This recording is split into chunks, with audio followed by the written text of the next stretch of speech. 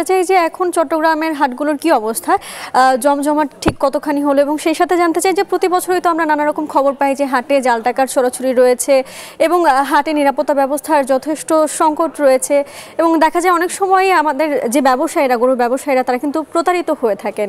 এই বিষয়গুলো এবার এড়াতে কি কি ব্যবস্থা নিচ্ছে হাট ব্যবস্থাপকরা?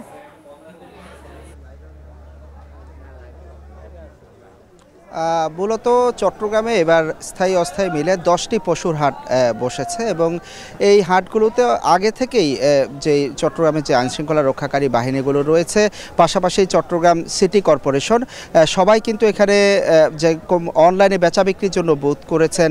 বিভিন্ন ব্যাংকগুলোকে আমরা হাটে দেখতে পাচ্ছি, তারা জাল টাকা শনাক্তকারী মেশিন সহ কিন্তু হাটে এসেছেন এবং পুরো হাট জুড়ে যেমন স্বেচ্ছাসেবীরা রয়েছে, পাশাপাশি আইনশৃঙ্খলা রক্ষাকারী বাহিনীও রয়েছে। এখানে আমি যে নুরনগর হাউজিং মাঠটিতে আছি, এই মাঠেও আমরা দেখেছি যে একটি ওয়াচ টাওয়ার করা হয়েছে হাটে ঠিক মাঝামাঝি জায়গায়, যেখানে বেশ উঁচুতে, অর্থাৎ হাটের বেশ উঁচুতে উঠে আসলে পুলিশ সদস্যরা 24 ঘন্টা সেখানে অবস্থান করেন। আর পাশাপাশি পশুর হাট তো শুধুমাত্র আসলে বেচা কেনা নয়, এটি এই সময়টাতে আসলে এক ধরনের উৎসবের মাঠেও পরিণত হয়, কারণ সারা বছর খামারিরা আসলে পশুটি লালন পালন করেন, সুন্দর করে গড়ে তোলেন শুধুমাত্র এই 3-4 দিনে পশুটি বিক্রি করবেন বলে, এবং এখানে যারা ক্রেতা রয়েছেন তারাও অপেক্ষায় থাকেন সবচেয়ে পছন্দের পশুটি কেনার জন্য। চট্টগ্রামের হাট কিন্তু মূলত আশেপাশের উপজেলার যে খামারি রয়েছে তার পাশাপাশি মূলত উত্তরবঙ্গের উপর নির্ভর করে।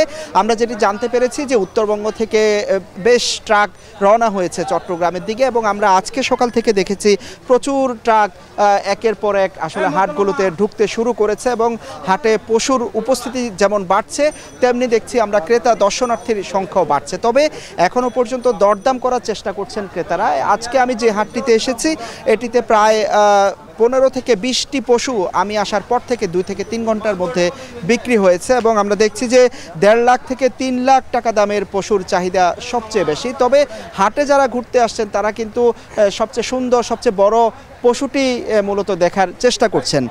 মূলত আমি যে হাটটিতে আছি, এটি 2 কোটি 20 লাখ টাকা ইজারার হাট, এবং আশা করছেন যে 10 থেকে 15 হাজার পশু এই হাটে বিক্রি হবে।